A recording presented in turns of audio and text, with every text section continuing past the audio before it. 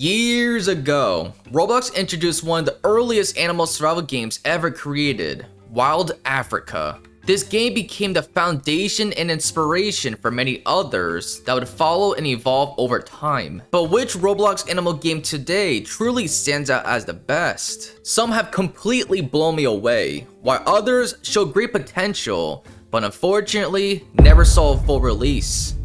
I'll be going through the different categories and tallying up points at the end of the video to determine where each game ranks overall. The scoring system is as follows. S tier earns 10 points, A tier gets 8 points, B tier receives 6 points, C tier is worth 4 points, and D tier gets 2 points. Just remember, these rankings are entirely based on my personal opinions and experiences from testing animal survival game betas to being part of this community for a long time. The first category I'll cover is models and textures.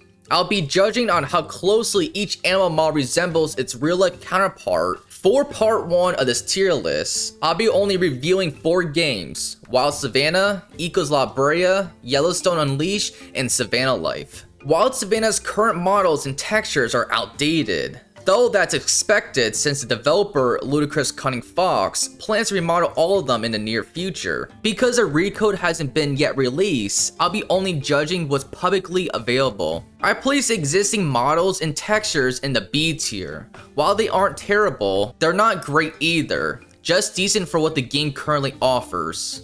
Ecos La Brea is a newer entry in a genre, currently featuring 4 playable animals: the direwolf, Smilodon, Ancient Bison, and Western Horse. I place its models and textures in the A tier. The models look solid overall, but some of the textures don't do the animal justice. For example, the Ancient Bison lacks any real definition of fur. It looks bald, even though some images online clearly show it has thick, fluffy hair. That lack of texture detail holds it back from a higher rating.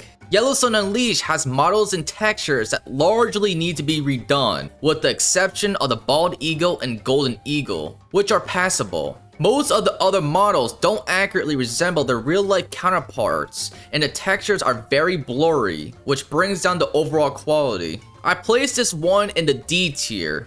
Savannah Life is another African-based animal survival game, but it stands out with a more cartoonish art style. Despite that, the animal models look great. For example, the hippo even shows skin creases, which is a nice touch. The textures are clean and non-blurry, which gives it a polished look. I place it in the A tier. The only reason it's not in the S tier is because the buffalo needs a remodel. If every animal were as refined as the rest, it would definitely made it to the top.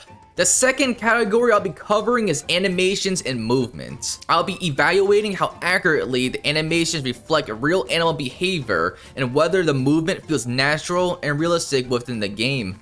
Wild Savannah's animations, much like its models and textures, are somewhat outdated, but they still hold up well in terms of realism. The movement closely resembles how the actual animals would behave, and everything feels smooth in game, whether you're walking, turning, or even sitting still. Because of how natural the animations feel, I place it in A tier.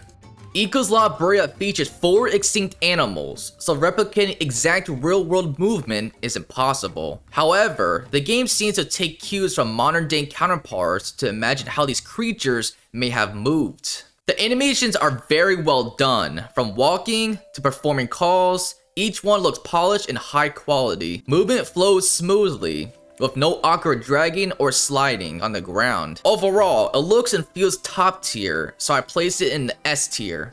Yellowstone Unleashed falls short in this category.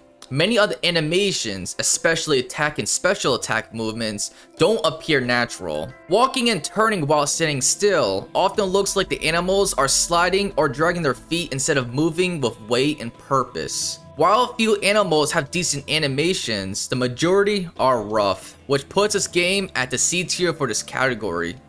Savannah Life offers a mix of good and not so good animations. Some attack and special attack movements are solid, and the emo animations look nice. However, the same side-to-side turning suffers from the same dragging issue seen in other games. On top of that, a few animations, like idle poses, are reused across multiple animals, which affects variety. Because of this inconsistency, I place it in the B tier. The third category is the map, which includes the overall quality of plant models and textures, as well as how natural and realistic the environment feels in-game. Wild Savannah's map is by far one of the most outdated aspects of the game. While a few areas still have some decent quality, there's nothing that really stands out.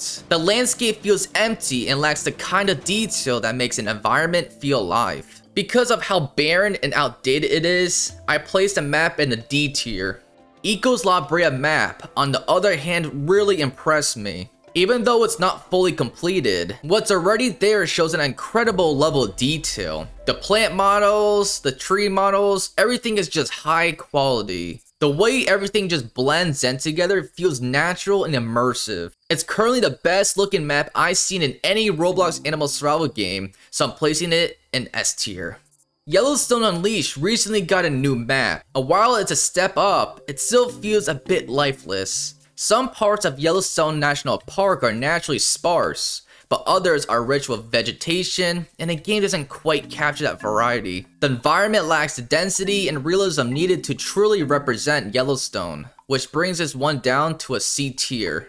Savannah Life's map is a little better in terms of content. It has more environmental elements overall compared to Yellowstone, but the layout feels somewhat random. Trees and other elements often seem scattered without much logic, and the environment doesn't blend together in a natural way. It could benefit from more detailed African flora in distinct regions to better represent the beauty of the savannah. For that reason, I place it in the B tier. The final category is mechanics and how well they're executed. A game could offer a variety of mechanics, but if they aren't implemented properly, then it ends up being more about quantity than quality.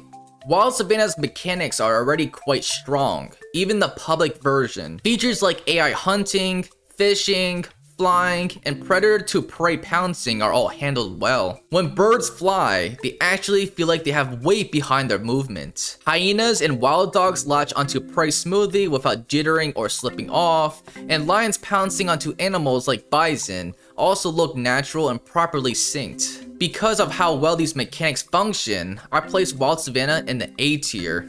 Eco's La Brea is still in early access, so it doesn't offer a wide range of mechanics yet. The ones it does include bison jousting, AI-driven hunts, and predator-to-prey interactions. But there are some issues here. For example, when a Smilodon or direwolf latches onto a bison, and the bison tries to shake it off, you'll often see the predator glitching slightly off the body, not staying properly connected. In contrast, Wild Savannah handles this kind of interaction more smoothly. Because of this flaw, I place Ecos in the B tier for now.